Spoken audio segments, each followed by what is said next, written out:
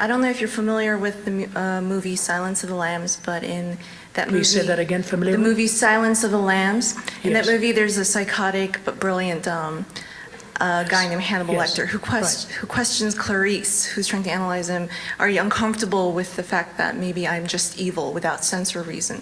So along with that, is man inherently born evil with the need for Christ to make that man good?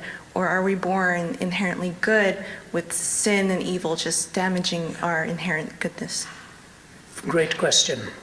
It is interesting, again, I think the Judeo-Christian worldview, again, stands very distinctively here. Remember, for example, the teaching of Gautama Buddha is that all suffering is a result of desire. He doesn't call it sin, he calls it desire. So if you eliminate desire, you'll eliminate suffering. And I remember talking to a group of Buddhist scholars once when I wrote my book, The Lotus and the Cross, Jesus Talks to Buddha. And I was doing an interview with them in Thailand and Malaysia and all of that. And I asked them if indeed the desire is the source of all suffering. And if you eliminate desire, then suffering itself is eliminated. I said, can you explain to me why the Dalai Lama desires the liberation of Tibet? If he has reached that plateau of being the perfect human being, as it were, why does he still desire the liberation of Tibet? There was silence in the room. And one of them said, because he chooses to.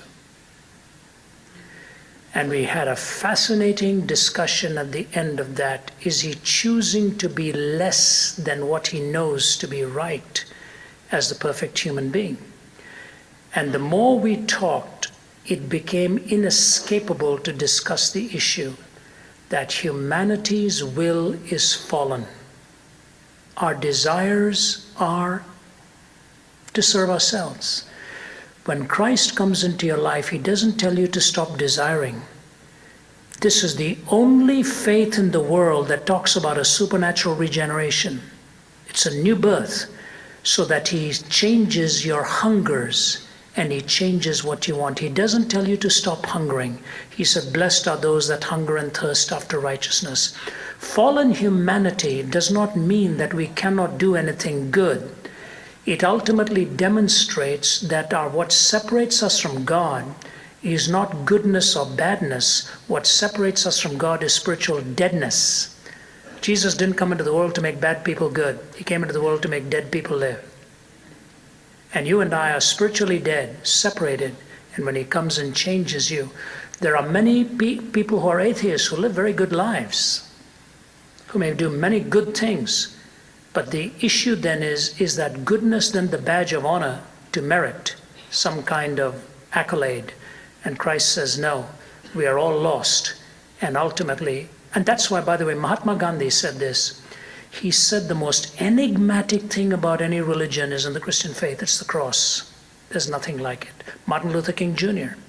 so often spoke of the cross as that which kept motivating and driving him.